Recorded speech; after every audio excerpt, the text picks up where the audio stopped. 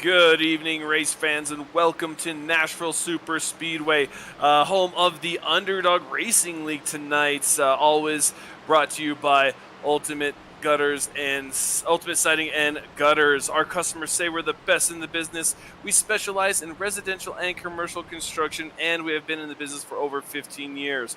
We only use the best materials and are dedicated to completing each project in a timely manner. There's nothing more important than having a house to call a home. Ultimate Siding and Gutters. So, of course, always brought to you by Ultimate Gutter, but we have another sponsor joining us. It is South Street Media. They are I'm sorry, a Melbourne, Australia-based sim racing car and enthusiast media brand. Go check out their Twitch. They have a YouTube channel, Instagram, TikTok, Discord, all there for your consumption. So go check them out, South Street Media. I'm Carl Pooler in the booth, joined by Zach Hall and, of course, our producer, Robert Moyer Jr. Zach, welcome back. Last week we had the lefts and rights of Watkins Glen, but we're back to ovals this week at the really peculiar 1 1/3 mile Nashville Super Speedway. What are your thoughts coming into this race? Well, Carl, this is a very interesting track in itself for sure. The Nashville Super Speedway, one of the newer circuits that we've had here on iRacing, is it's become a Cup Series racetrack and the NASCAR Cup Series. But I tell you what, this track here very difficult to tame, and these Xfinity cars, we know how tough and how little grip they have here, and I think that's just going to continue to this racetrack. The conditions are actually a little bit cooler than what I would have thought. Is the weather here tonight? We're starting off a track with a partly cloudy skies, 80-degree ambient temperature with some 94-degree track temperature. So, pretty cool track for how hot it actually is ambient wise. And I was watching some of the guys talk about this track earlier today. They are complaining a lot about just the inability to be able to steer into these corners, and we all know that wears that right front tire down a lot. So as the run goes, we're going to see tire degradation become a huge factor in this race, as we see the 15 at Jog Magner get a little loose coming out of 4. And I've just watching the practice here recently, here a little bit, it has been turn 4 has been the trouble spot for the most part. And as if it weren't crazy enough, this is a bumpy track, but we are beginning to feel the pressure of the playoffs. After this, there's 5 races left in the regular season, and there's only 4 drivers locked into the playoffs. I have a feeling, Zach, that this is going to bring a lot of action to this track tonight. Oh, for sure, Carl. It's going to bring a lot of action, no doubt. As we get closer and closer to his playoffs, more gets on the line for these drivers, and we're going to see who can position themselves to maybe lock themselves in, because last season here, this was a very interesting race. It came down to a little bit of a wild card but strategy, and actually the 77, Grant Thorpe, was the winner there at that race, and he did a great job to get that victory. He doesn't like he's here tonight, but, that was a driver that got his one and only victory there here last season and won it off some really good strategy. We could see that play out to be the factor. But one thing I will say that is the biggest factor is putting down a good qualifying lap. Track position is everything here. Very tough to pass. Very tough to pass and very tough to maintain pace. A lot of these guys really struggling with everything that they got going on, maintaining the tires, fuel strategy. But Jason Fensler, a favorite for this, he led the majority of the laps, had the fastest lap last season at this track. As we see him make his run right now, he's definitely going to want a little bit of redemption after last week. And the way the season's gone, he's not out of it, but he has had some staunch competition with the arrival of Mark Whitley and Cedric Hunter, and all 3 of those guys are locked in. So with this coming to the regular season, kind of at the towards the end, he's looking a little more comfortable, at least getting in there. But afterwards, he may be thinking about a different strategy and how he races the track and how he races the other drivers going forward after this. And look at that. Also, Carl, on the top of the board is Jason Fensler, the 5 machine. So right as we speak, the man goes to the top of the board, and Ray Lane, they're going to drop in the second, also in the 44 machine. So great qualifying for those drivers. See if anybody else can produce anything a little bit quicker. But right now, only one driver yet to put the time down. That's Eddie Wildermuth, as we're watching the 0-1 of Brandon Colley putting laps down. Interesting thing about Ray Lane, that second place spot right now is even more impressive. He was caught in an actual racing incident Saturday night. He is dealing with a mild concussion and some broken ribs. So him putting down that second place lap of only 5 thousandths off of his practice time is just really good and really impressive for him today. And he looks to carry on this 130 lap contest throughout the rest of the evening. That is very impressive, nonetheless, to say, but we hope to get better Ray Lane is, yeah, that's tough to hear, but definitely doing a great job to drive through the pain here tonight to put himself second on the board.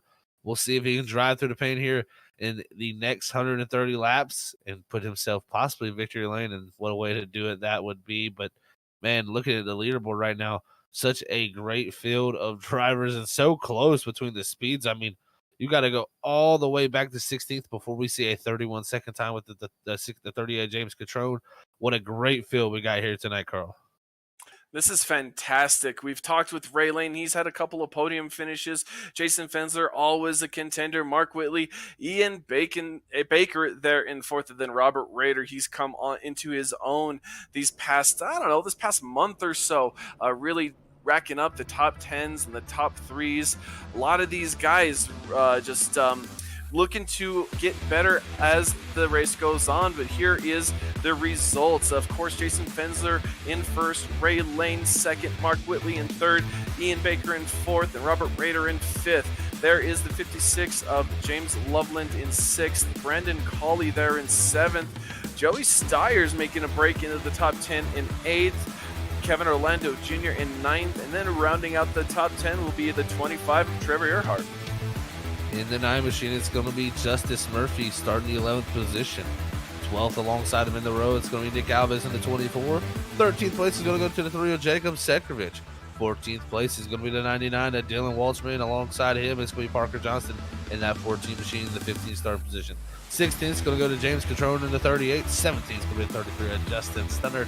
884 machine of Cody Dorsch is going to start back in 18th. 19th is going to go to Blake Cook with the top 20 rounded out with John Magner in the 15th machine. And then 21st, you see Scott Kerberg there, and then Cedric Hunter. They must not have had a really good qualifying position down there in the 22nd position with the 32.43. And so tonight's an interesting battle that Cedric Hunter's going to have ahead of him. We're used to seeing him up front, having that track position, but him being way down there is going to cause some issues for him. And we all know that the cautions can and probably will come with what we've seen at a turn 4. So he's going to have a long night ahead of him. Oh, for sure, Carl. This is a tough track to pass. It's very much one groove, but if you can keep the tires underneath you, if you can find your way through the field, you may be able to find that way to be able to make those passes, get a little bit of something learning that the drivers ahead up here at the front of the field that have track position don't have knowledge on, and you can utilize that to maybe make the pass that utilizes you to get that race win. And, like we said, with only a few races to go before these playoffs kick off. I mean, really only 4 races, technically 5 if you include tonight. We got North Wilkesboro, Chicagoland, Darlington, and Auto Club before we head off to the Daytona Road Course to start those playoffs. And man, Carl, it's a nerve-wracking time with only 5 races to go. Drivers all trying to make their way up into the playoffs to have a chance to race for a championship. Oh, definitely. And like I mentioned, Robert Rader, Jason Fensler, Cedric Hunter, Mark Whitley are all locked in. But to round out that field in the top 10, there's James Loveland there in 5th, 48 points back. Trevor Earhart, 44 points back. Ray Lane, 31. I mean, it's just, I'm sorry, that's away from the cut line. So those are up above the cut line. So these guys are really going to be trying to really pass each other and make a move. Ray Lane, especially one of those drivers looking to be in a great position to better his position going into these playoffs. And as we see, the pace truck has pulled off, and we are going green here at Nashville Super Speedway with Jason Fensler leading the field, and there it is. Green flag is waving, and they just, no one really got a good start there. Jason Fensler didn't quite get going like we used to seeing him. Ray Lane is going, there's the 6 right under the 44 of Ray Lane making a move for second, and he washes up the track just a little bit. One thing that this track is really unique for is has really, really violent bumps going into these corners, and a lot of this what these guys are going to be dealing with all race long. And as the tires wear, as the tires heat up, those bumps just seem to get worse and worse, and your temper is doesn't get any better either. No, it definitely does. It is traffic can be a handful to deal with as you're looking back here. It's going to be the 01 of Brandon Colley. He's got the 56 of James Loveland there. Also, the 8 of Ian Baker, all battling for a top 5 spot. That's Brandon Colley in the 01 up to the 5th position from starting 7th in that bottom lane. just starting down low, it really helped out. Drivers that started on that outside lane fell back very quickly here. Is now Brandon Colley trying to get away. Is Baker under threat from the 56 and Loveland as they come off a 4?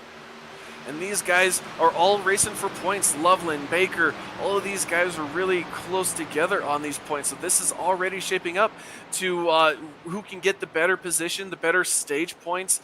This stage is going to lap 30. So fuel not going to be an issue, but tires. Tires are going to definitely impact the way this race is run and how strategy will be, thought of throughout the races. We see a lot of single file already here on lap 3, lap 4. Everyone's single file, just trying to hug that bottom line and get the fastest and shortest way around this track. And as we're riding along, you just see him just really creep up there to the 01 of Brandon Colley, and but Brandon Colley seemed to have a little better exit there, so you can see just how it's hard to see from here, but the bumps going through here get really, really intense, especially in the wheel.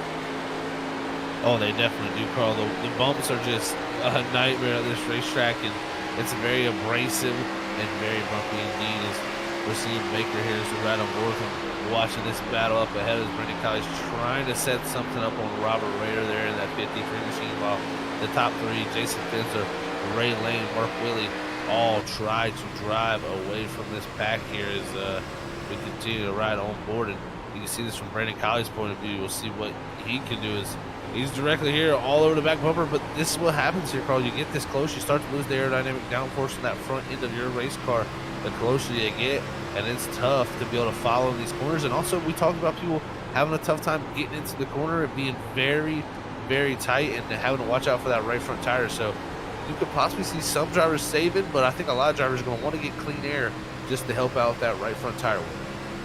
Oh, definitely. And one thing that we see the 01 has got going for him, he's so smooth, and he just gains so much time there into the corner entry. Robert Rader is taking a little more shallow. Ooh, and a really big correction. Bouncing off the wall there just a little bit is the 01 of Brandon Colley, but he keeps it going straight. Not under immediate attack from anyone behind him, but there is a cluster of Ian Baker. We have 56 of James Loveland, and then the 83 of Joey Stiers. I'm sorry, the 23 of Joey Stiers. All these guys looking to gain that preferred line, and there goes the 23 making a move on the 8 of Ian Baker, taking the inside, but Baker, can he squeeze down there? Yes, he does. The 8 of Ian Baker squeezes down, shuts the door, and keeps that position for now. What we see there in that blue and white, a little behind him, is that previous championship, the 25 of Trevor Earhart. He is looking to rebound after a couple really rough weeks. After a rough Watkins Glen, a road course, we know he's kind of the ringer of the league of these road courses. He just couldn't find that success, but right now, riding comfortably in the top 10, looks like he's just going to ride it out for now and get what he can. Yeah, comfortably for sure, but trying to find track position is what all these drivers are going to be doing all night long, all 130 laps. And remember, stage 1 at that lap 30 mark and stage 2 at lap 70. I think with a 6% fuel load like we have here tonight compared to our 100% fuel load, these drivers only allocating up to 60% of what these cars can fuel up to, so they'll have a little bit shorter fuel run here at the Underdog Racing League. And with that, I think the 30 laps is going to be no problem for these guys with a 60% load. Where I'm concerned is that second stage, where it's going to be around 36 to 35 laps with the caution laps for the stage before. So really got to worry about fuel there. I think this first stage, though, no problem. And with how hard it is to pass on this track, how very single lane it is, the way you're going to have to pass is pit road. You're going to have to, like Grant Thorpe did last season, use that pit strategy. Take maybe 2 tires or do a bump on fuel and just kind of get it to where you can make it. But as we see the 25 trying to make a move on the 27, Kevin Orlando Jr., Kevin Orlando had to kind of catch the car there going up the track, and Kevin Orlando, or Trevor Earhart, being able to take advantage of that clear air, but going into one, kind of switched it up and blocked him off, has a decent exit, but going down the backstretch, you need to get this momentum and just kind of shove it into the corner and hope it sticks. But right now, he's just going to ride back, set him up, and maybe go for a pass here in a little bit. Yeah, and also you got a battle going back on there for the 13th position with the 3 machine of Jacob Sekovich. He's got the 99 Dylan Walton taking that spot from there on the front straightaway.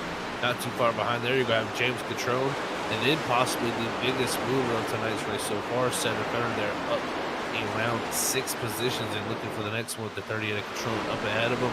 Already 12 laps into this race, 6 positions up for the 13, who's one of our definite heavy hitters, we would say, and one of the drivers that we look to be up front, starting near the back. Right now, methodically working his way through is that 13 machine. And the 13 is already in the playoffs. He already has 5 wins this season, 4 wins. But the 38 is literally on the cut line. He is 0 and tied with Dylan Waltman at the 99. As he looks to fall back another spot, could damage his playoffs hopes just a little bit more. Every position is a point here. And with the 13 going to make a pass here, going into 3, it's 1 more point that he may not get later on in the race. Stage points are only awarded 1st through 10, but definitely later on in the race you're going to want to keep as many positions and points as you can, and really fighting hard for that 15th position as they both go into 1. They're 38 kind of getting on the door there, but looks like the 13 may have a nose in front. We're going down the back stretch. The 13 has a little bit more momentum. It's a little bit more difficult to take that shallow entry into these corners. You have to kind of just drag the brake just a little bit to help it turn, but there he goes. We see the 13 take that 15th position. That took a lap. It's about 2 laps, so like you said, Zach, really, really difficult to pass here at Nashville Superspeedway.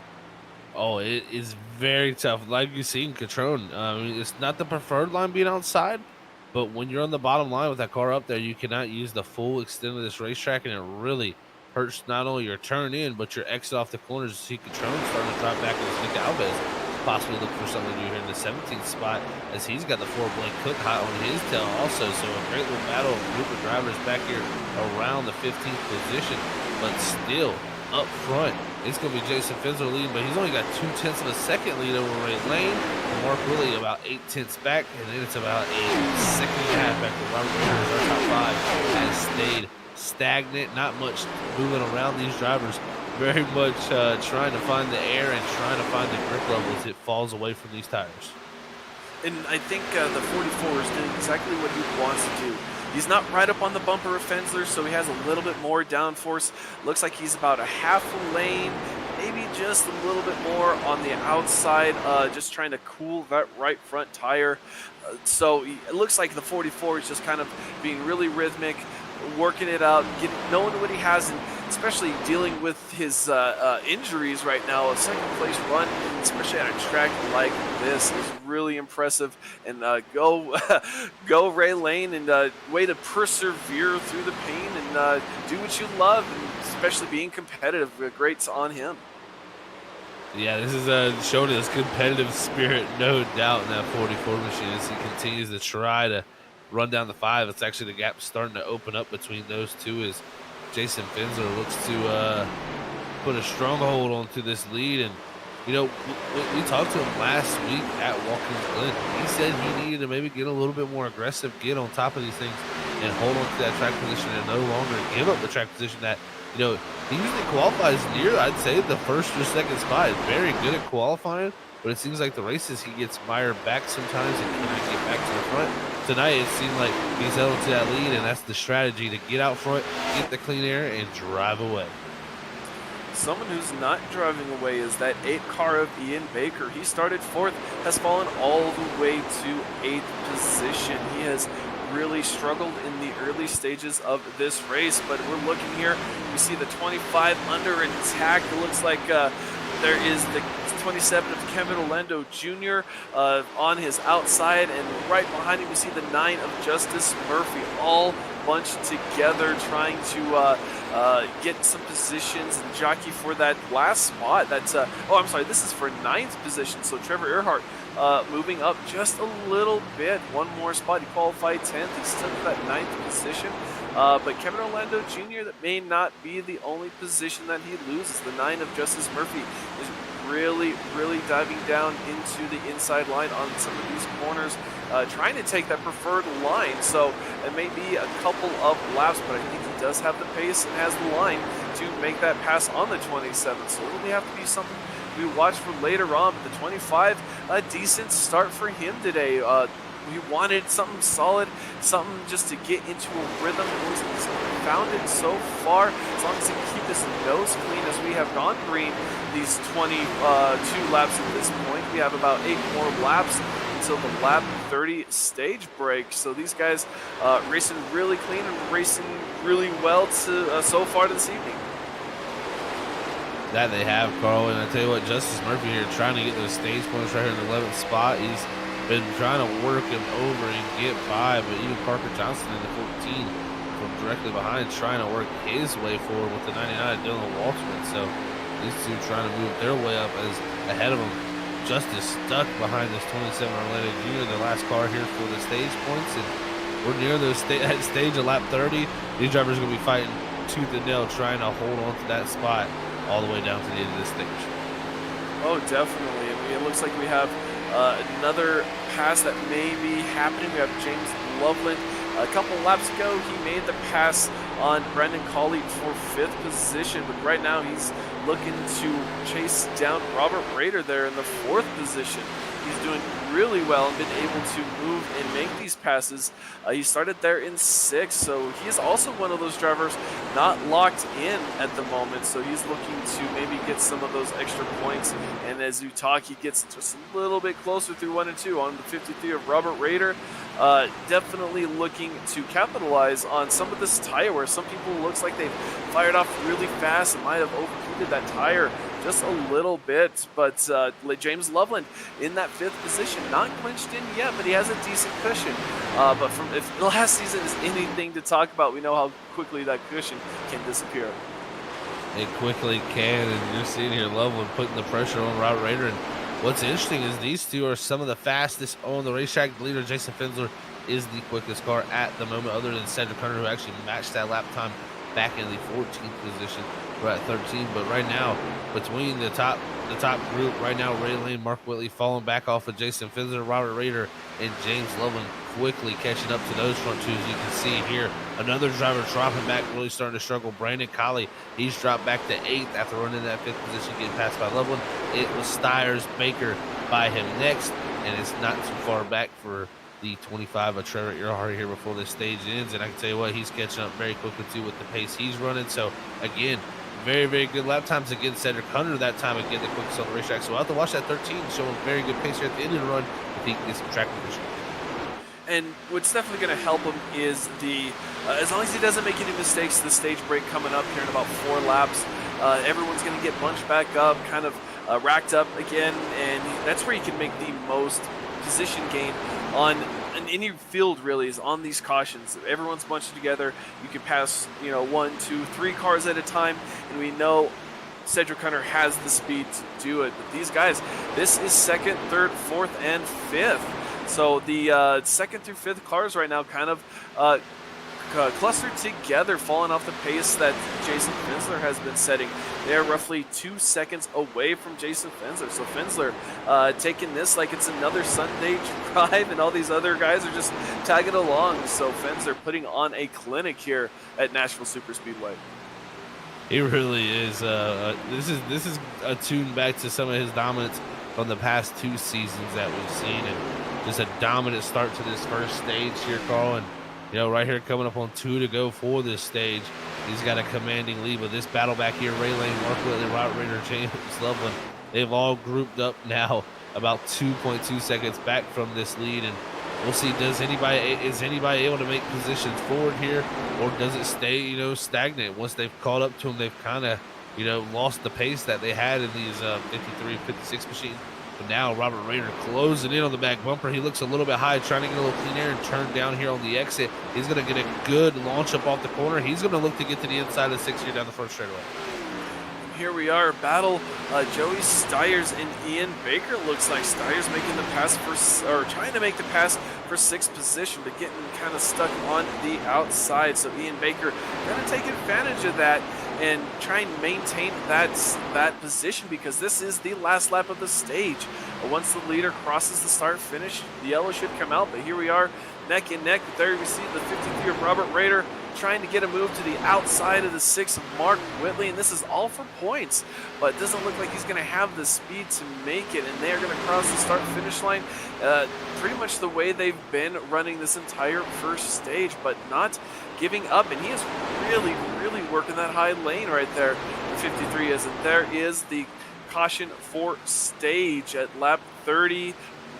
So these guys raced really hard there towards the end, and I feel like that's just kind of a testament of how these guys raced the cars early on, and then how the tires just kind of fell off there towards the end. It definitely was an interesting ending there with them stacking up like that. Jason Fiddler says, I hope they keep doing that and they don't get bigger in my mirror, because they were definitely getting a lot smaller from the rearview mirror of that 5 machine. But what a dominant performance from him. We'll see who can try to get something done with him here in stage 2, Carl. Definitely, and stage 2 will be here shortly. We are going to step away, and these guys are going to get service on their cars, so we will be right back.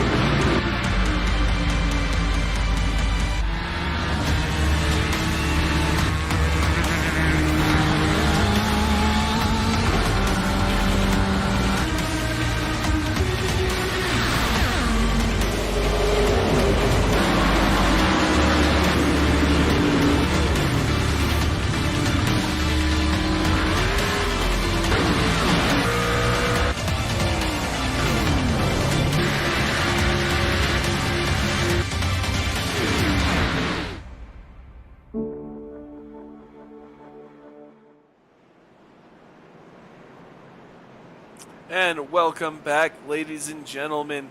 This is the caution for the Stage 1 break. And as mentioned earlier, this week's race is brought to you by South Street Media. It is a Melbourne, Australia based sim racing car enthusiast media brand. Go check out the link in the chat here that you're watching. Go look them up, check them out. Everyone loves good follow and subscribe. So do that while you're at it and give them a look. But as well, this is also brought to you by ButtKicker. They have been. They have done so much, and I know I enjoy mine. But every game deserves a truly immersive experience. The ButtKicker Gamer 2 lets you feel every detail, from footsteps to a V10 powered engine, ambient environmental effects, and explosions. So Call of Duty is also really fun. Racing, of course, but it moves a physical mass instead of only air like a traditional speaker. It provides an instant, accurate, powerful bass response, and it's perfectly in sync with every game. No additional software required. ButtKicker. Feel what you've been feeling. Use the discount code FreakyFast20 to get 20% off your entire order. And as you just saw, we are green here again at Nashville Super Speedway. So the number 5 is off, and already another caution. Looks like we have had a little bit of an issue with the restart. So we are going back under caution. So Zach, after the first stage, you have a whole feeling of what your car is doing. You know what the track's doing. Do you tend to be more aggressive? But as we look at the instant replay here at Freaky Fast, we see the 84 of Cody Dursey. There's a 33 of Justin Sternard right behind him. This is under the green flag. It looks like they go, and there was just a massive check up there, and it just a huge accordion effect further on down the field there, and it looks like the 33 just kind of got into the 84 as he was trying to avoid that incident. But again, Zach, you know what you have, you know the weather, you know what the track's doing. Do you feel that you can be more aggressive after you see the field kind of shape up? Yeah, you kind of know the situation, what you got to do. Some drivers are probably saying, well, I either got to get to the lead or I got to say it because, clearly Mark Whitley, Ray Lane, they fell off there at the end of this last run. But also this caution here, waving right immediately, this is going to shorten again this run, and I think everybody should be able to make it on fuel now with this caution. So we may see some drivers coming top off, but I think this makes it safe for the rest of the field to make it to the end of the stage.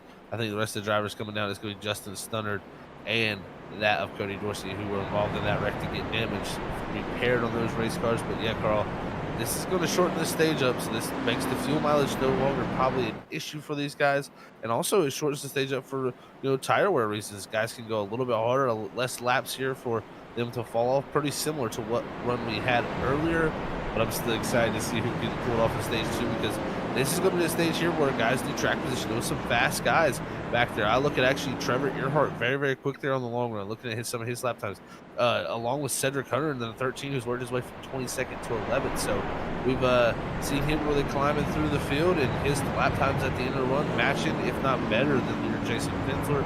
Robert Bader also looked very strong. He's now up to 2nd. So we'll see what they can produce. James Loveland back to 5th, who was another strong car on the long run. Some good cars here that could possibly contend on this run. They just need a little bit better track position to be able to drive up to that 5 machine. Oh, definitely. And this stage will end at lap 70. So as we go green, it'll be another, looks like a 30-lap run to this end of this stage. And like you said, someone who's looking really good right now is that 13 of Cedric Hunter. They're in 11th. He's going to have that inside lane on this restart. We know that's the preferred lane here. We've seen it form up when they get single file. They'll get single file pretty quick. So the 13's looking really good to break the top 10 early. But Ray Lane, looks like he might have had some issues on pit road. Lost a couple of spots there, starting on the outside. He started on the outside at the beginning of the race and was able to fall in line in behind the 5 of Jason Finsler. So being back there in 4th with a couple of different drivers such as James Loveland and Ian Baker behind him, it's going to be interesting as he is able to maneuver and see if he can't handle that car in a little more dirtier air. Yeah, it'll be a tougher spot here for the Ray Lane starting in the 4th position on the outside instead of 2nd. But One thing he does have the benefit right here is Jason Finzer, the leader, will be restarting on the outside lane. Looks like he's elected to take that, give Robert Raider the bottom here, and that'll give Raider the chance to slot in second, and maybe if Ray Lane is able to time this well enough since he started behind the leader, Jason Finzer, he may have a chance here to get to the outside of Mark Whitley, so we'll have to see how that works out, but I thought we were coming to the green, but I looked down and saw the lights go there, just noticed that, so we're going to go one more lap. I believe your lights probably cut off this time here, and when we take the green flag, it's going to be a wild run down to that stage there. So it's going to be about 31 laps and 1 lap longer than that first stage. So technically pretty similar to what we just seen. Oh, definitely. And with this extra couple of laps, I don't think you mentioned it, fuel maybe not be an issue, but we really didn't even get into the first corner before the caution came out. So tires are going to be fine. Not seeing too much wear under caution, of course, but yeah, the lights on the truck are out, so we will go green. It'll be lap 41. We'll have 30 full laps, 31 laps until the second stage caution, as long as there are no other cautions for incidents in between. With this 1 1/3 super speedway, they're taking times off anywhere between 30.5 to 31, 32 seconds. So these guys are really ticking them off and going quickly and not wasting any time doing it. Because we see there the 44 of Ray Lane trying to swerve back and forth to get a little bit more heat in those tires, a little more security going through that corner. But the 6 is below him, looking to get on the bumper of that 53. He doesn't want to lose any more time than he has to the 5, as we have seen that 5 just rocket away during that first stage. And we see Barney with the green flag out, ready to wave, and there it is, green flag out. Jason Fenzer with a magnificent start there on the outside, leaving the entire field in the dust. The 6 of Mark Whitley going to the inside of Robert Raider, trying to make that pass for second place, as Ray Lane there is in fourth and not looking too much under attack right now, just looking to string it out and at least get into a rhythm to start the stage. Yeah, and Raider makes the decision there to slot in the third instead of trying to fight Whitley. Whitley gets loose in front of him. Whitley goes to block. Raider to the inside, cuts the dog leg such there. They make a little contact, actually a little door bang here coming up to the turn 1, and we'll see what does Whitley do. He puts it on the door to 53. 53 checks it up. He's going to try to get the run off the corner. They're side by side exited 2 as Jason Finzer is loving what he's seeing out of the mirror. Oh, and what who's not loving it is that 44 of Ray Lane just sitting there. Those 2 cars taking both of those lanes, not really letting him do much, and it's also taking any kind of clean air he could possibly get away from him. So that is definitely going to affect the handling of that car. And as we cross the start-finish line again, they are still side by side with a slight edge to the 6. He's using that outside line. Maybe not quite clear, but the 53 comes back, and you can see him right there at the bumper, not looking to give him any space, but he's going to slot right in behind him and give that spot back to the 6. But that just goes to prove that 6, he lost that speed in turn 4. He was able to keep it under him, but we have seen turn 4 be a problem all day long. But as we see the 33 there of Justin Stunnard. That is the 15 of John Magner. We saw him have some issues in practice. He's down there in 21st position. Justin Stunnard trying to recover there in the 33 from some damage with the 84 off of the caution. So these guys really stacked on top of each other, and having a wreck that early can kind of help. You can kind of work on it. And these guys have a faster car, but they don't want to use it just yet because there is a lot of racing to go, as we are on lap 45 of 130 here in Nashville. A little bit of a stack up back in the 13th position was Dylan Wolfman having a little bit of a mistake off the floor. It stacked him up. Brandon Colley had to go wide, but it's behind them. Parker Johnston, James Catrone, and Nick Alves in the 24, who's really battling now as they get single filed out of 2. It's just showing hard to pass here. If you can get something done, you need to get it done soon. So drivers are taking some risks here in stage 2, trying to better that position for that final one to lead us 130 laps. And what's unfortunate for the 24 of Nick Alves is he qualified 12th, about middle of the pack, but he had to serve an EOL penalty from last week, so that kind of put him in the back, and he hasn't really recovered. He's been stuck trying to race, and it has been really hard to pass. We see all these cars here stuck on that bottom line, and that looks like it's from Looks like the 14th position back to 18th, 19th. So all these guys race really hard. Ooh, the 14 goes underneath the 01 of Brendan Colley, trying to make a move. Not quite making it happen, but that is the 14. And don't adjust your TVs, don't adjust your screens. That is Parker Johnson. Normally we see him in the 48. He is running the number 14 in remembrance of a friend who passed away last week. So our thoughts are with you, Parker Johnston, and great to see him run that number and have his friend live on in memory. Definitely a great way to honor a friend for sure, Carl. The race over here, and definitely sad to hear that. So definitely great to see him remember his friend like that. But ooh, looks like major mistake there from Cedric Hunter. He's got shoved back here multiple spots. Not sure what happened there. It looks like possibly just got a little loose going back and looking at turn 4, and he is going backwards right now, trying to hang on to this race car as he's dropped all over behind Justice Turner to 19th. It actually looks like he may be pulling it over for the night, and he may be done. Well, and we saw that was the 3 as well of Jacob Sirkovich down there in the infield of the backstretch. So definitely some incidents, but we are staying green right now. We see the 25 under attack from the 8. That is for the 7th position. Trevor Earhart not making a huge splash, but started 10th, up in 7th. Has the 23 of Joey Stiers in front of him. They're in 6th. But he's just being methodical, taking the opportunities when they present themselves, but otherwise just preserving his stuff, preserving the tires, preserving the gas, whatever needs to be done. But right now we are on lap 50 of 130 with the stage break coming at 70, so we have about 21 laps left here in this stage, and Trevor Earhart's one of those cars looking good for more stage points for this season. As we mentioned, we have 5 more races until the playoffs, so the only 4 locked in are Fensler, Whitley, Rader, and Cedric Connor, but we just saw Cedric Connor have to pull off after an incident. So right now the battle of the top 3 in points is the battle of the top 3 in the field. These guys are racing really hard and racing really clean so far. Yeah, definitely a lot of hard racing for sure, but definitely clean at that too. So great job throughout the field as we're looking at the second place man of Mark Whitley. He's about 1.2 seconds back from leader Jason Findler. The last time by was about a 10th slower. So Jason Findler continuing to show the strength of that race car here tonight, and he's letting it back not at all his Raider now.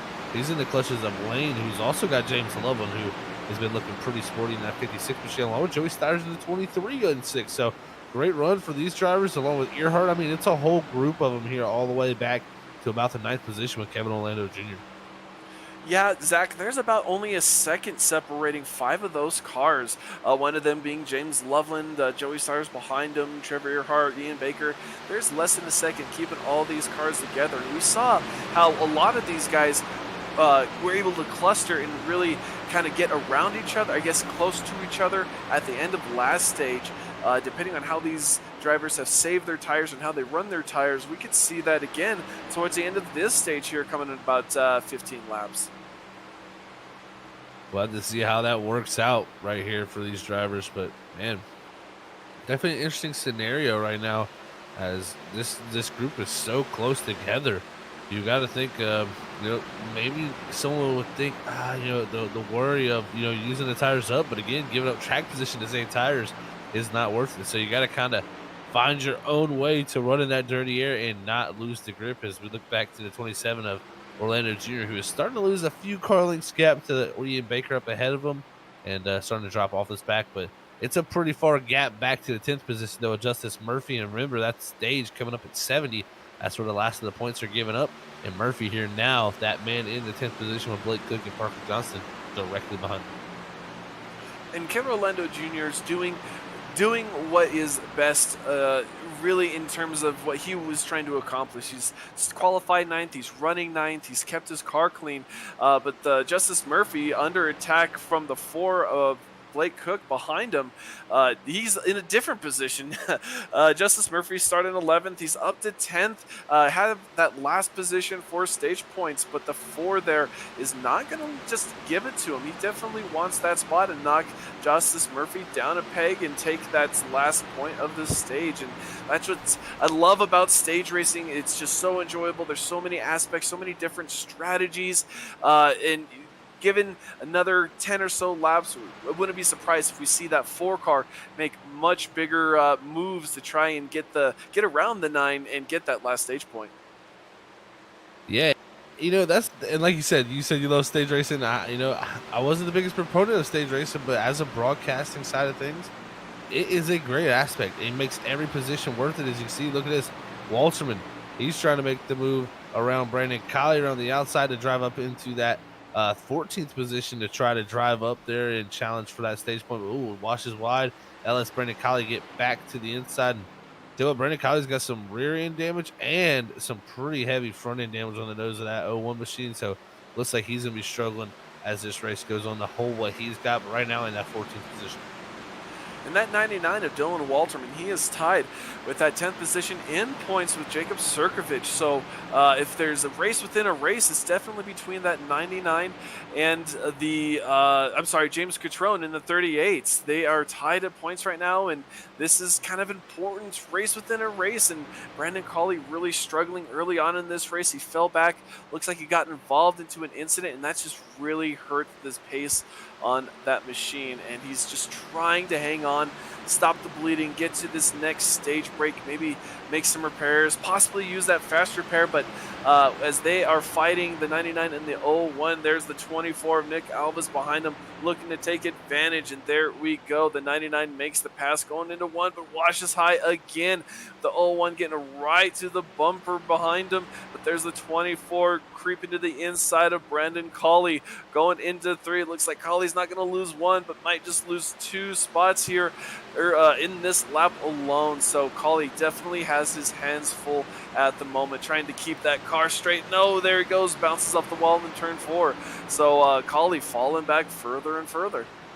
Tough day for Brandon Colley in the 01, and that damage only going to get worse. And speaking of damage, we've had 2 cars leave this race. 1 car, I believe, did have damage. That was Jacob Sekovich in the 3 machine. Cedric Hunter, though, undamaged car. He's going to put his car behind the wall and go into the last positions. But we look over here, Joey Stiers in the 23, really having a great run here tonight. But it was Trevor Earhart who got around him not a few laps ago. And now Ian Baker, as we look back, trying to make a move on him also. It's a great job by Trevor Earhart, again, continuing his run towards the front from that 10th start spot.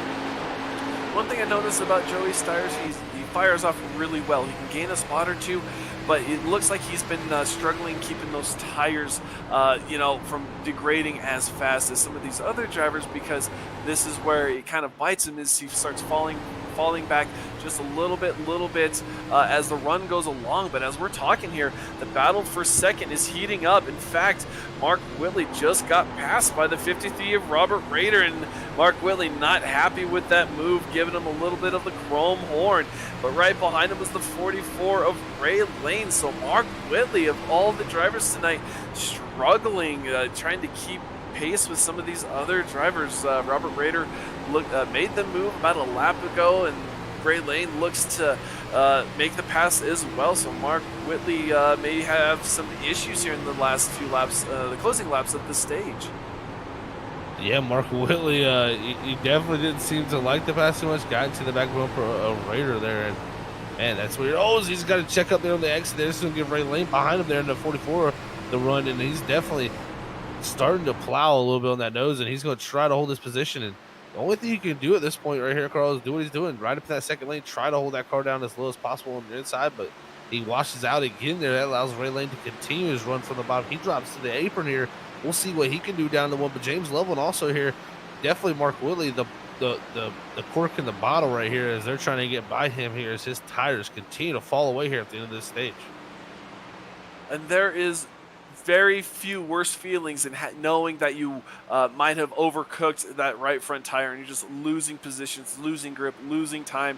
And you can see him here. It looks like the pass, the 44 is the 44 is going to make the pass around him. But here's the 56 of James Loveland also here to take that position from Whitley. So Whitley not looking very comfortable in that car at the moment with this 6 laps left in the stage, concluding at lap 70. He's just trying to hold on to whatever he can, but he has to get out of the corner to avoid rubbing that wall at a turn 2, and that allows the 56 of James Loveland to get a good run and make another pass on the 6. So the 6 and the 6 machine in the span of about 5 laps has lost 3 spots. So that'll have to be something everyone watches later, as we see way back there is the blue and white 25 machine of Trevor Earhart, who has made his way up to 6. So these guys, I think they're learning, they're beginning to understand that these tires can only be pushed so far until they can't be pushed anymore.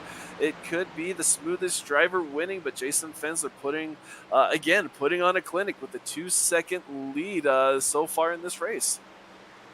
Yeah, he's continuing to grow the gap. I thought Raider maybe when he got up the second would be able to, claw his way into that lead, but again, continuously, Jason Fensler, one of the fastest cars on this racetrack.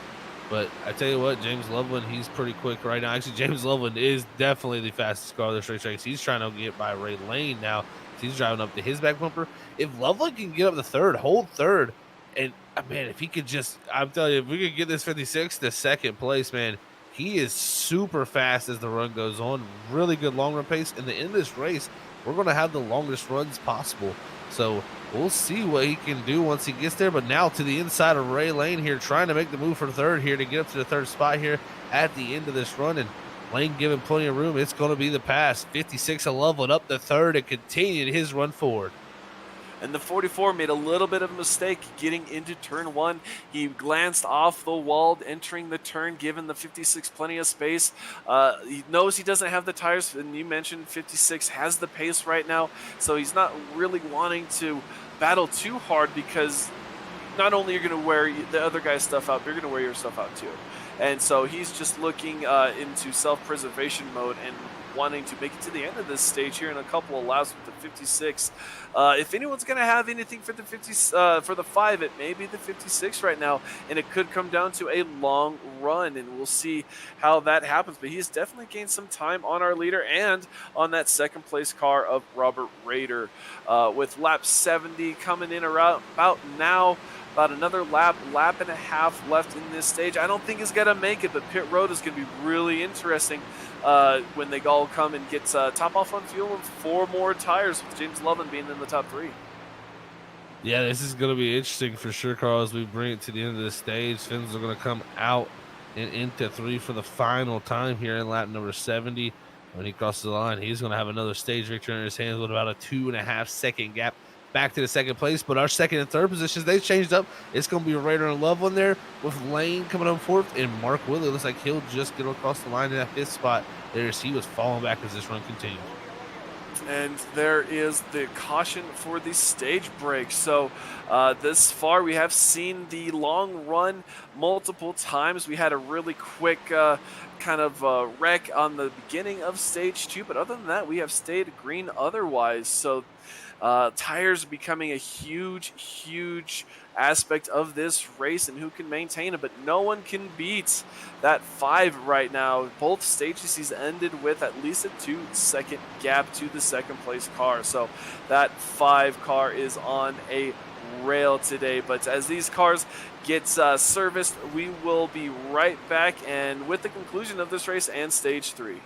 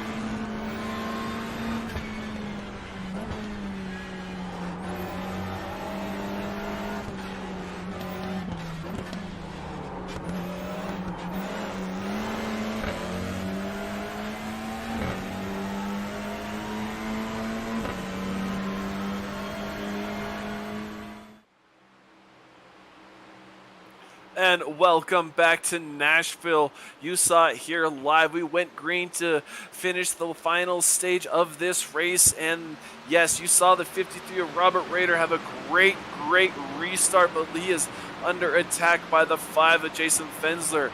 Rader won. He's won a couple of weeks ago, looking to maintain. He's been up there in the podium, but as we see it, the 5 just made that pass look really easy. But as we watch this action, remember that one of our sponsors is Advanced Sim Racing. They were founded in 2020. Advanced Sim Racing is the fastest growing North American racing simulation chassis manufacturer and digital motorsport equipment retailer. They are owned and operated by passionate sim racers like you and me. The company designs and builds the sturdiest, most durable aluminum profile racing simulation cockpits available on the market today. They are high quality rigs without any weak points and, most importantly, zero flex. Advanced Sim Racing. Check them out. Use the discount code FreakyFast5, all spelled out, for 5% off your order. So here we are, Zach, third stage. These guys are definitely going to have to pit for fuel and, of course, tires. But we saw Robert Rader take the lead off of the green flag restart. We see Ray Lane there. James Loveland, he was able to get up there, up in the third at the end of the stage. But right now he is about in fourth, so not too terribly bad. But as we ride along with the 25 of Trevor Hare up in fifth, he has been methodical all day long and has one of the better cars on the long run, along with James Loveland. So right now, are you trying to plan for the green flag pit stop, or are you trying to plan for the end of the race? Well, with the amount of laps we have left here, Carl, 50 laps here, a little under 50 laps here left to go. Not going to be able to do that on one tank for sure. So, they're probably going to be able to look to split this up here possibly. So, I'd be looking at pit stops around lap 100 all the way to lap 110. Most likely, I'd say 105 is that sweet point you want to hit, 25 to go to come down pit road. We'll have to see what type of strategies are played out, but that equals to not the craziest amount of long run we could see. I mean, so we're talking about guys that have a good long run pace. They're going to have to probably step it up a little bit here, knowing they may have a little bit shorter of a run, or they may stretch it a little longer, try to take the tires longer and use a different strategy. So we'll see who elects to do that. But, the driver, James Loveland, I said if he could just get this second DB in a good spot, well, unfortunately, he fell back to fourth with all that stage break there. And Ray Lane, a little loose for him as he checks up out of 4. But, man, unfortunate for Loveland, as I think second would have put him in a good spot, but he's got to make 2 passes now if he wants to get up to that top spot. And here we are, we're watching the 8 and the 9 battle. Justice Murphy made a pass on the 8 of Ian Baker, and Ian Baker has been shadowing that 9, just waiting for a mistake. But right now, it looks like the 9 is going to be able to maybe spread that gap just a little bit. And then the 9, one of those drivers utilizing that half a lane higher line, and the 8 really dove it down in there, hugging that bottom paint, but wasn't able to make the pass. So these guys, knowing that the race is over half full, they definitely want to solidify their finishing position, and both of these guys, again, racing for playoff spots. So the 27 of Kevin Orlando Jr. in front of him, he has had a battle. Started in 9th. He's been pretty much 9th, 10th, 11th, up to 8th all race long. But right now he is in 6th, but looking to be under attack by the 9 of Justice Murphy. So don't look now, but these guys looking to make runs. It's not any more time for giving. It's all taking right now, and all trying to solidify your finishing position here, coming in about 45 laps. Yeah, and I tell you what, a driver that we're missing out up here of this top group is the 6 of Mark Whitley. He has had issues on pit road, must have had a pit road speeding penalty, some type of issue, maybe slipped through his box, because he's lost a major amount of track positions. He's back here all the way mired back in 14th position, and that's going to be tough for him to make it back anywhere near that top 5 with the amount of time left in this race. It's going to take some good strategy and some good pace, and unfortunately for him, it's been tough for him all night to keep the tires underneath him. He's going to have to figure out how to get that done here in the closing laps. Definitely, and I'm looking and I'm seeing a little bit of rear end damage, so I'm wondering if maybe not had a, like you said, incident on the pit road, or maybe he stepped it out on turn 4 like he did earlier and actually got into the wall this time. As we see, he washes out wide there and really had to save him from getting out of the wall there at turn 4. So turn 4 is definitely a problem section for the 6 of Mark Whitley, but he does have that short to medium run speed. Although if the run runs long, that's where he tends to fall off, and he has the 33 and the 23 in front of him. The 23 has been fast, so it's interesting seeing him down in the 13th position. He's been hovering around the top 10 all race, and there's the 33. We saw him get involved with an incident at the beginning of stage 2, and as I speak, we see the 6 come into frame there and looking to hit the apron and make a pass on that 33. So all is not lost for the 6, but that great finishing position of a top 3 may be slipping out of his grasp rather quickly. Yes, very quickly for sure. Oh, he's gonna have some tight racing here between us. This group is up ahead of them. They're wrecking up here. It's gonna be, oh man, I'm not sure exactly what car looks like. The 7 machine, maybe possibly, or the 27. Yeah, Kevin Orlando Jr. slow here on the racetrack, and it all was going crazy there. It was 3 wide between him, Ian Baker, I believe, and Justice Murphy. And Murphy and Orlando make contact, shoving Baker into the wall. Orlando slides down the racetrack, and Baker's one that's loses the most with damage, while Orlando loses out the most track position wise. Kevin Orlando Jr. got to applaud him for able to keeping it out of other cars. That was really smooth move. He's been in the top 10 all day, and he just that one mistake kind of gets him shuffled back, and that's just going to really hurt his chances for a top 10 finish tonight. But if anything, give him a gold star for saving and not causing the caution to pull out, because that would have been really interesting with all these cars and the fuel. It would have been really interesting to see if people would have taken advantage of that. Yeah, it definitely would have been interesting to see, what the strategy would have been there. Would people have thought they couldn't make it to the end of this race from there? But right now we stay green. It looks like the 4 machine there of Blake Cook trying to get to the back bumper with the 23 Joe Stires with Justice Thundered ahead. While all that happened, Mark Whitley was able to get past Thundered and Stires with that checkup. Next on his list will be the 24 as he tries to break his way into the top 10 for that 6 machine. And look at the 99 of Dylan Walterman there in 8th. He needs a solid day to finish in front of James Catrone, and he is trying to accomplish that to kind of separate himself from the cut line of the playoffs. So he is on a great run. Started 14th, running 8th right now. So good for him, and just keeping it clean. He hasn't been involved in anything. He hasn't made any huge mistakes like we've seen maybe Cedric Hunter, Jacob Sirkovich, and just now Kevin Orlando Jr. So he's been able to really keep it straight and smooth during this whole course of the race. It really, really has. And looking at the 99 machine there in that 8th spot, 14th to 8th. So yeah, just a great drive. And you got to also look up the 7th, Parker Johnston. They're doing the race in memory of his friend Owen Shelley, and right here the 14 machine up to 7th position for the 15th starting spot.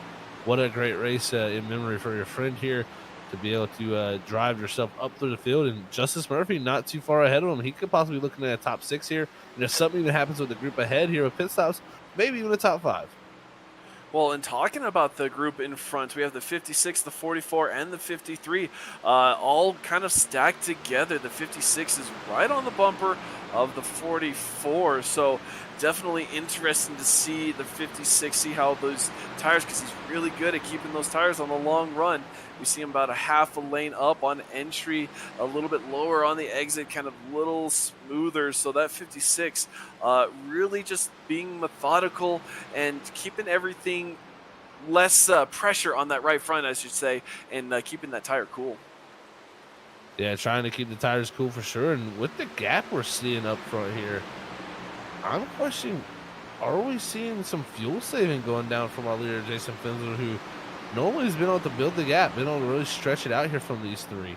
But right now, it's not got that far out, and we're really only within 10 laps of our next pit stop if you're going to make a stop. So my question is, how close is it on fuel? I'm going to have to do a little research here, Carl, because I'm thinking some of these guys may possibly be trying to stretch the fuel here. Ooh, and as you see up there in the top part of the frame, the 56 tried to take the inside lane from the 44. But yeah, I'm with you there, Zach. What we've seen from the 5 these last 2 stages, really, him not being able to pull out as far of a lead that those 2 seconds like we're used to seeing does make me wonder about fuel saving. But one who's not saving right now is that 56. He wants that position. It looks like the 44 is going to let him go in the entrance of turn 3 and not force the issue too much. As seems like everyone's trying to save something at this point. So the 5, definitely interesting to see. He only has about a half-second gap to the 53 of Robert Rader in second place behind him. Interesting to find out, but I don't know how they would be able to save that much fuel. But I mean, Fensler is one of those rare talents. Maybe he can. Yeah, well, I tell you what, Carl, I did the math, went and looked up some research here with some data out from actually cars out on the racetrack. There's no way, in my opinion, they'll be able to save enough fuel. Here comes Ray Lane actually pretty early in the stop side, imagine. Here on lap 98. It's pretty aggressive here with 31 laps to go here. Ray Lane going to hit pit road. Like I said, 40 laps on fuel at most here with how much fuel they have in these race cars tonight.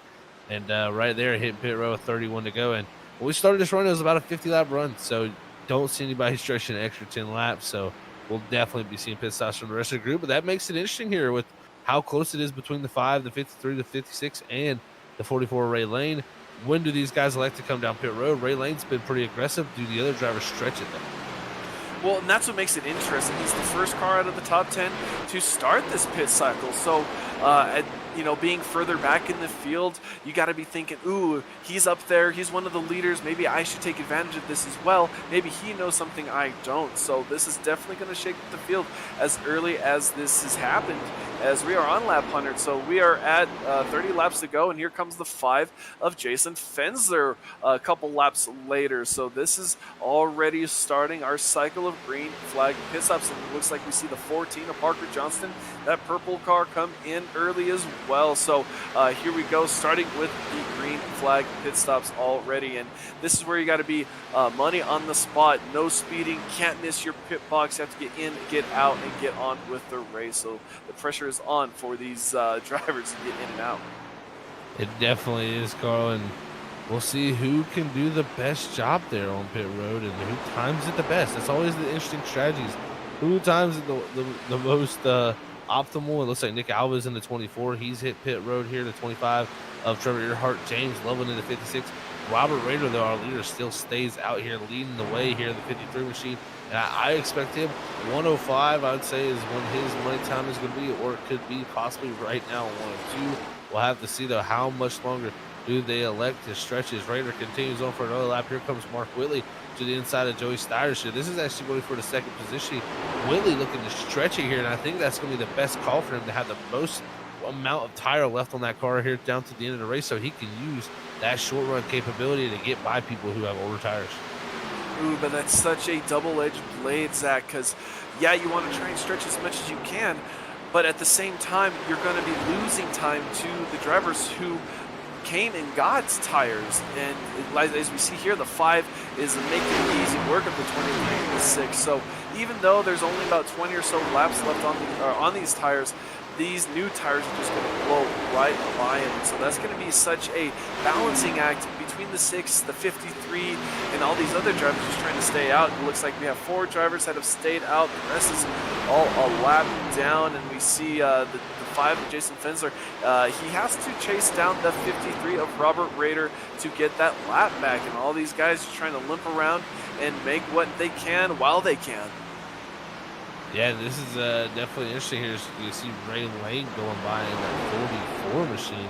Up ahead of him is Jason Fensler, who is already well ahead of him. I am interested to see did Ray Lane have some type of mistake on pit road, because he should have jumped the 5 with how close he was in pitting 2 laps earlier. I'm gonna actually have to check that out here to see exactly what went down with that, because the 44 seemed to have lost a good bit of time, and yeah, just lost time on entry and exit. No problems on the pit stop, just a slow entry and a slow exit. And that's allowed James Loveland even to be already right behind that 44 as Whitley continues on, along with now Rader on pit road here at 105. And so we have Mark Whitley winning. Or he's in the lead. He has yet to pit, but yeah, from what I'm hearing, Ray Lane lost about 2 seconds on that pit stop, and there's that balance. Is yes, you want to be mistake free, you don't want to make mistakes, but at the same time, you got to push the limit because someone else is going to and gonna make it work. So just like Jason Fensler did. So Mark Whitley, and we see the 23 of Joey Stiers try to make the dive into pit road. The 53 Robert Rader just exiting. 25 of Trevor Earhart making the pass, trying to get his lap back from Mark Whitley, and Mark Whitley continues to stay out. So as you mentioned, Zach, he's going to try and stretch us as much as he can and maybe jump the field when he pits and gets these new tires on. Yeah, that, or he is trying the strategy of hoping while this all cycles through different strategies on the racetrack that means different speeds. That's the best time to see incidents between drivers. I think Whitley may be hoping to see some type of yellow flag along with Brandon Colley, who's yet to pit in that 01 machine, as those two continue to stay out. I believe it's going to be Justice Murphy, the first driver that hit pit road the last time, and he hit it on around lap 95. So definitely an early stop for that 9 machine. We had Jason Fensler closing in at 0.3 of a second, and tell you what, Loveland not the craziest amount behind Jason Fensler down to the end of this race. He has the fresher tires. We'll see what Loveland can do as he's spaced himself out between Ray Lane and Robert Rader. And, you know, with the amount of laps we have, it's going to be interesting to see these tires come in and see if Loveland can't make that gain, because you noted earlier, Zach, that he is one of the faster cars on the older tires. And so we're watching. We see the 38 of James Catrone get really loose on the corner exit there of 2, and the 8 of Ian Baker trying to make a pass. And that's the other side of this strategy, is you have all these other cars on these fresh tires. You have older tires. It's possible, and we've seen it before, where these new tire cars catch up and just don't quite grasp the closing rate of the car in front of them. And we have seen these mistakes happen and collisions. So while you're trying to make the strategy work, you also just kind of want to stay out of the way and not get caught up in the incident that you're hoping for later on. Oh, definitely do not. Is look at this, the 4 machine. Blake Cook through the inside of the 30 of James Control. This is for a top 10 spot. Last car is on the lead lap here, actually, as they're going to battle side by side. Look at that. Blake Cook going to go by in the 4 machine. Ian Baker not too far ahead in the 8 car. That'll be a battle for the 9th position here as everybody continues to run laps. Brandon Colley, Mark Whitley still yet to pit. And, you know, they could go for a while. They could go almost all the way to 120, I believe. So we're going to see how far they can stretch it. Maybe I would say at farthest you'll see these guys pit around 115. That would be really dangerous. Jason Fensler just passed Justice Murphy as it cycles out, for the lead.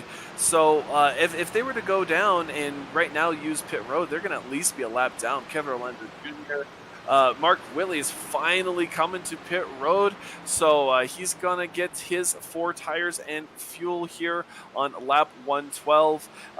Brandon Colley will take and inherit the lead, but he is in the same situation as Mark Whitley. He has old tires, he's running out of fuel, he's running damaged as well, so he definitely needs to make a dive onto pit road within the next couple of laps to get service, because Jason Fensler is closing the gap and closing it really, really quickly.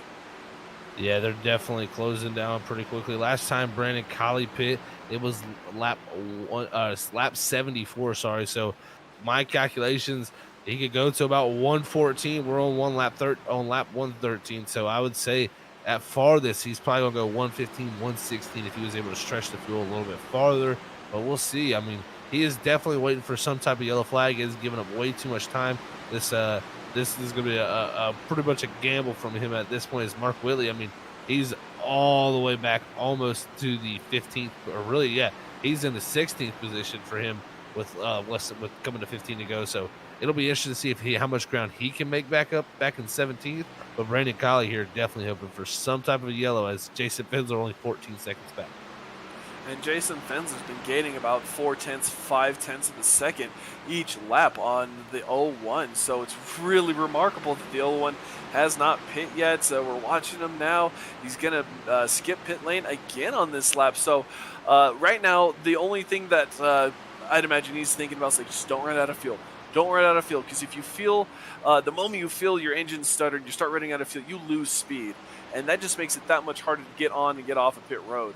And that's not what he wants to do. And it's going to be really, really difficult if he runs out to maintain that speed through pit lane as well. And as we see him go through 3, we see him enter 3, but there is the 56 of James Loveland currently in 3rd.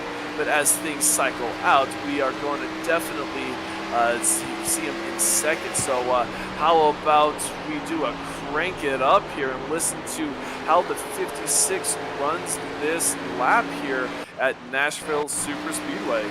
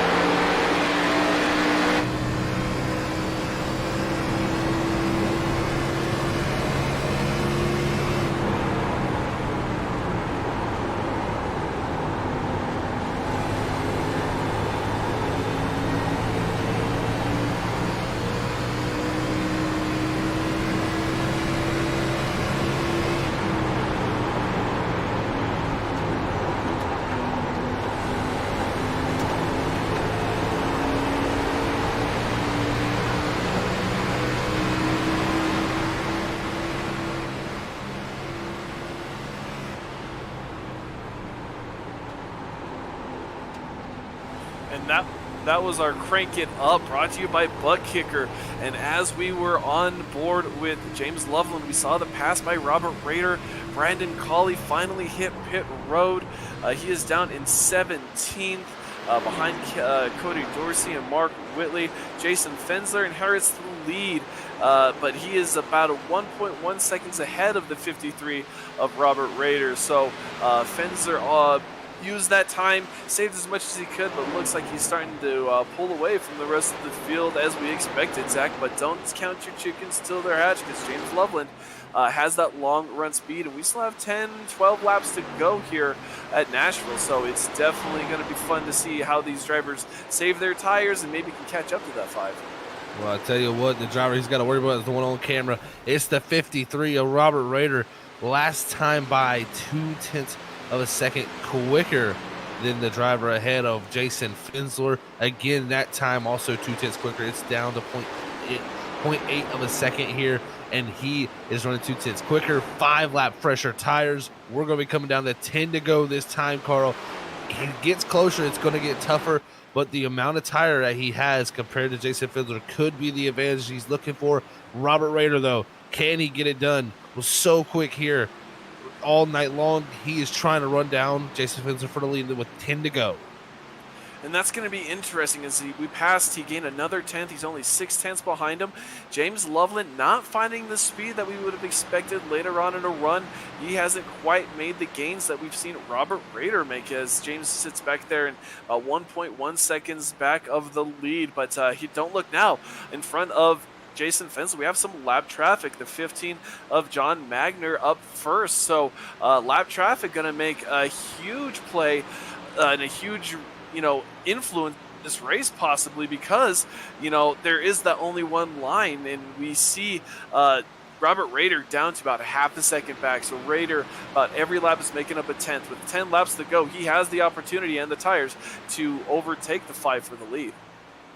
He's looking very, very strong. And I tell you what, last time we were here at the Nashville Super Speedway, he finished second to Grant Thorpe. So we could see him possibly make that one better as we come to 8 laps to go. Jason Fensler out front. Robert Rader in the second position. James Loveland dropping back in the third spot. It's going to be a battle between these two, but if something happens, Loveland's close enough to be there to pick up the scraps. The 53 of Rader, though, what can he do? He's here in the dirty air with 8 to go. They're going to be coming to 7 to go, Carl.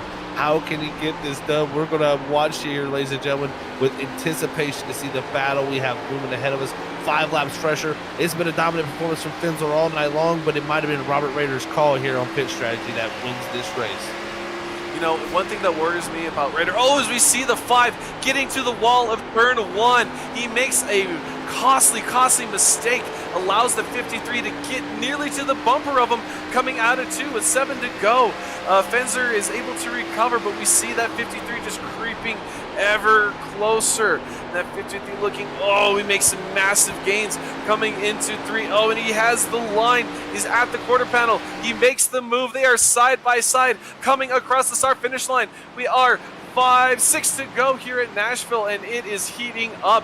And as we see the 53 make the pass on Jason Fenzer, and Fenzer not willing to let it go, but he does not have the tires. Like you said, Zach, the 53 has 5 laps fresher, and he made it count with that pass. Really smooth, but that little glance off the wall kind of sealing the nail in the coffin for Fenzer on that lap.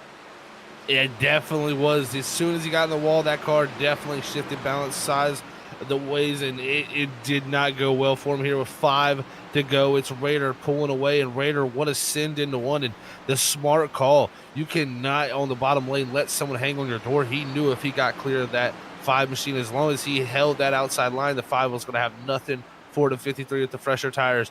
But they're going to be coming out of 4 this time with 4 to go. Fitzler trying everything in his power with that damage, trying to close it down, but gets tight off of 4, is letting the 53 starting to drive away. Ken Loveland close down for a second. I don't know if there's enough time, but 4 to go here. Raider looking for the second win of the season for him, and what a way to do it here to steal this one from Finsler in such a dominant performance. He got the track position, got the way he wanted to go, and made the right call as he gets off a turn, almost catches Cody Dorsey as he's trying to drive away. And that was really close. And again, seeing a lapped car maybe influence the finish of this race. But the 53 is not the only one who has to pass him. The 5 has to pass the 84 as well, and he's just not getting it done as the 5 falls further and further behind. He is now nearly a full second behind the 53 of Robert Raider, and we are here with 3 laps to go, and James Loveland not getting any time either. So looks like once again strategy is going to determine the winner here at Nashville, but it's not quite over. Coming out of 4, we're going to take 2 to go here at the stripe. Man, this has to just kind of tear Jason apart again, where strategy just wasn't on his side tonight, and just losing it just out of his grasp. I think it's got to be the tale of the season for Jason Finsler. I mean, he has been so good, just has not had the finishes and the wins to go along with it. The speed has been there. He's just got to put it together at the right time. We saw him dominate all last season and get the wins, but not get the championship. So maybe he changes it around this season and goes for that championship instead. We'll see how it works out, but here we come to the final lap. And here we are. We see the 53 cross the start finishing. This is a freaky fast white flag. 1 to go here at Nashville Super Speedway with the Underdog Racing Series. You're seeing the 53 car of Robert Raider lead after an impressive pass. Some strategy to take tires a little bit later than the 5, the long-time leader of this race. The 53 comes into turn 3. Arcs and goes into 4. Coming out of 4, going to the checkered flag. Checkered flag is out and waving, and the 53 of Robert Raider will take the win here at Nashville Super Speedway, his 2nd win of the year, which an exciting fashion nonetheless. Being able to not dominate the race, but be in the perfect position to make the pass on the leader and to hold it off. Lap traffic, being able to get around him, as we see his teammate, the 56 of James Loveland, couldn't make the tires last long enough to make a charge there, as he's stuck there in 3rd, about 2.1 seconds back. So the 53 putting on a kind of a, I can't say a lucky break, but once again, strategy playing in his favor. The 44 of Ray Lane finishing there in 4th. So just really interesting to watch how that race played out there towards the end, Zach.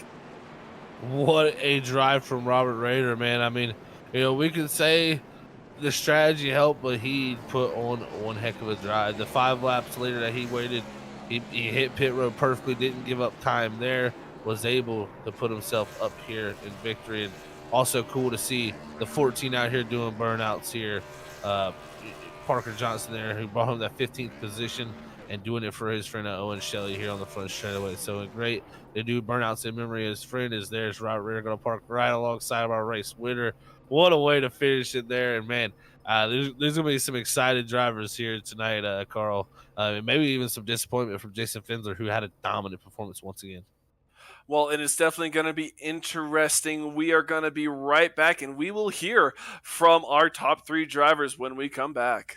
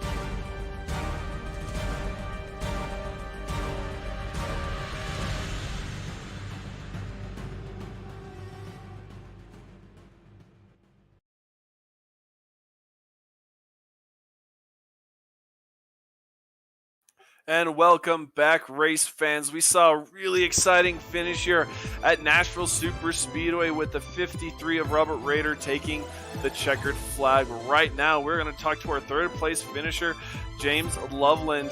Hey, James, congratulations on the third place finish. The first 2 stages, we saw you gain on the old tires. What happened in that third stage? Walk us through that.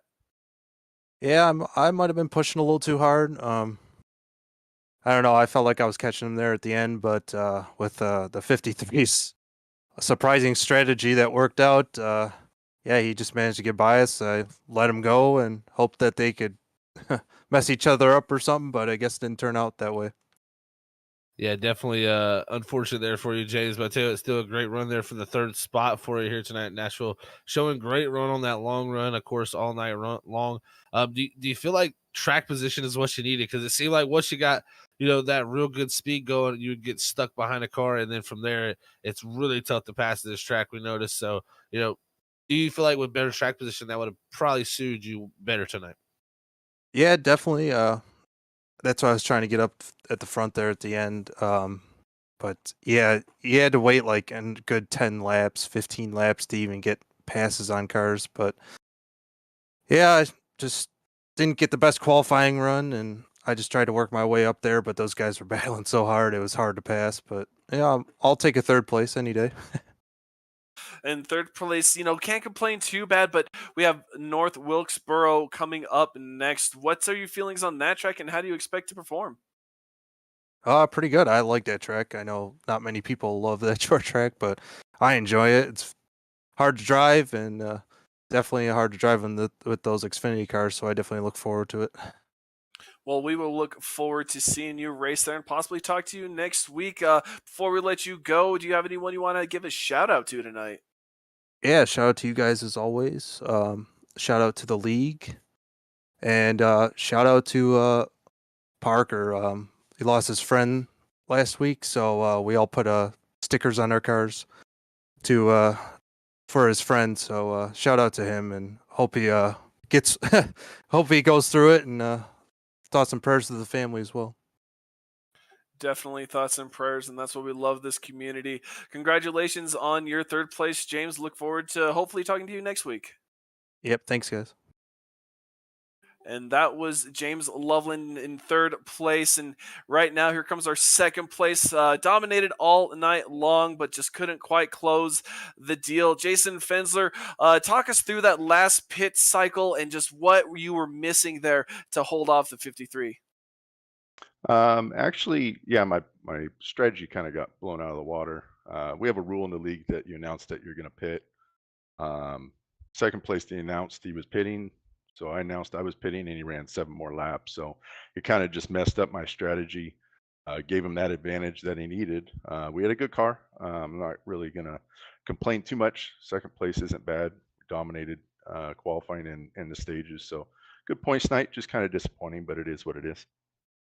Yeah, definitely disappointing, Jason, for you for sure, man. But still, second place finish and good points nights, like you alluded to, by winning both those stages. It seemed like when he caught you there coming down to the end, you got into the wall there, airing into turn one. Did that have any more effect on the car? You know, you had that 5 lap difference there on the tires, but how much of an effect do you feel like that right front damage possibly there coming down to the end had? Well, it definitely didn't help. But yeah, I was kind of a sitting duck. I mean, I was watching the gap close, so just doing the best I could. And I bounced it off the wall and didn't help it. But then again, it didn't really change the outcome. I mean, he was going to get us, 5 lap fresher tires. This place is quite a bit. So, but we'll take second place and move on. All we got to do is make those playoffs, and we'll be in the hunt, I think, in the championship. Definitely, and you are locked in, so you can focus on that. But anyone you want to give a shout out to tonight? Yeah, you guys with the broadcast do a great job. Really appreciate everything you guys do. Um, Justin and all the guys in the league, they do a great job. And friends and family tuning in. I appreciate that. Awesome. Thank you so much. Congratulations on your second place finish. Hope to talk to you next week. Sounds good, boys. Thank you. And that was our second place finisher of Jason Fensler. But we are going to pull in the winner of tonight's race, the 53 of Robert Rader. Robert, welcome to the booth. It's Zach and Carl. Walk us through what made you think to wait a little bit longer to take those tires and ultimately it pay off for you. Man, well, other guys have done it to me before, and it just kind of depends on the racetrack and whether or not that type of strategy works. And with the way the car was driving, I felt like if everything would stay green, it would come back to us. But this is a little bit of an emotional one. Got some good causes on the car. I think the last time I won, I had a good cause on the car too. So maybe I just need to have something good on the car every week. But um, first of all, tragically lost Owen Skelly in the last week. I have that purple OS 14 on the car for him.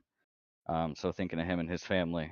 And obviously Parker had the tribute scheme. Parker's good friends, so definitely want to get that out there. And then with everything going on in Ukraine right now and how bad that situation is, of course, thinking about everybody affected by that. But man, it was such a weird race. Just because it was so difficult to pass, I felt like we had to do something in order to get out in front of Fensler there, and fortunately, it worked out for us tonight. Yeah, I gotta say congrats, Robert, man. Definitely an emotional one for sure, man, and a win for a good cause, and definitely in remembrance for sure, man. But I tell you what, just what a great strategy call there to go 5 extra laps, like you said. You felt like it come back to you there. But was there any worry about when you got there? That dirty air is so bad. Like you talked about, traffic all night was very hard and tough to pass with the grooves in the racetrack. You got to very much get to that bottom, and you know when you caught him, were you a little worried that it was going to start to even back out? But it seemed to be like you kept going forward, and as soon as you could, you cleared him into one there. And once you did that, it was you drove off to the sunset. Yeah, I was a little bit concerned because I mean I was way faster than those guys when we came out, and I actually lost less time than I expected by going those extra 5 laps. I mean I expected to lose another maybe 3 seconds or so off of Fensler there. But I don't know if they got held up on their outlap or something, but they were way closer. And as soon as I saw where they were at, I knew we were going to win this race. But yeah, it did get a little more difficult the closer that I got to Jason.